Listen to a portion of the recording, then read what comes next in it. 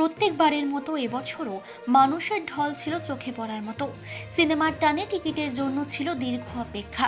সেটা যদি কোনোভাবে একটু আগে থেকে ইনফর্ম করে যে এই টাইম থেকে এই টাইমে টিকিটস দেওয়া হবে বা এই টাইমে লাইন ফর্ম করা উচিত, সেটা করলে বেটার হয়। আমি পুনে ফিল্ম ফেস্টিভ্যাল অ্যাটেন্ড করেছি, চেন্নাই ফিল্ম ফেস্টিভ্যাল অ্যাটেন্ড করেছি, যেখানে জাস্ট একটা ইউনিফাইড টিকিট থাকে, সেটা অনলাইনে পারচেজ করা যায়, সেটা দিয়ে সব স্ক্রিনিং অ্যাটেন্ড করা যায়।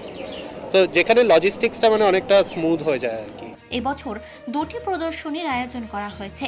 শতবার্ষিকী শ্রদ্ধার্ঘ্য হিসেবে নন্দন ফায়ারে ছিল চলচ্চিত্রে তপন সিনহার অবদানের উপর একটি প্রদর্শনীগুলি উদ্বোধন করেন অভিনেত্রী শতাব্দী রায়, পরিচালক গৌতম ঘোষ, শিল্পী যোগেন চৌধুরী এবং পরিচালক সুদেশ নারায় সহ প্রমুখ। তপন সিনহা আমার কাছে শুধু ডিরেক্টর না, মানুষটাকেও খুব মিস করি।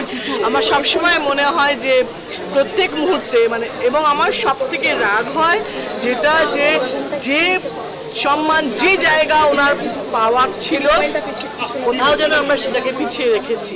গগনেন্দ্র প্রদর্শনশালায় কলকাতা আন্তর্জাতিক চলচ্চিত্র উৎসবের 30তম বছরের পথ চলার বিভিন্ন স্মৃতিচিত্র প্রদর্শিত হয়।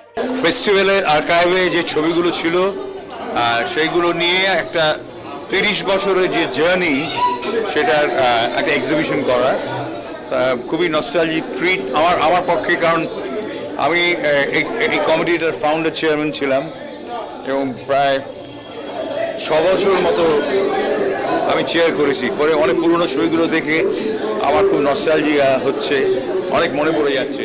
সাথে ছিল অরুন্ধতী দেবী, হরিসাধন দাশগুপ্ত, ম্যারিয়ান ব্যান্ড্রো এবং মার্সালো মেস্ট্রো ইয়াইনের ওপর শতবার্ষিকী শ্রদ্ধার্ঘ্য প্রদর্শনী। কলকাতার 30তম আন্তর্জাতিক চলচ্চিত্র উৎসবের প্রথম দিনই ছিল বেশ জমজমাট। চিফ এডিটর জিতেন সরকারের রিপোর্ট, চেতনা বার্তা, জেগে থাকে, জাগিয়ে রাখে।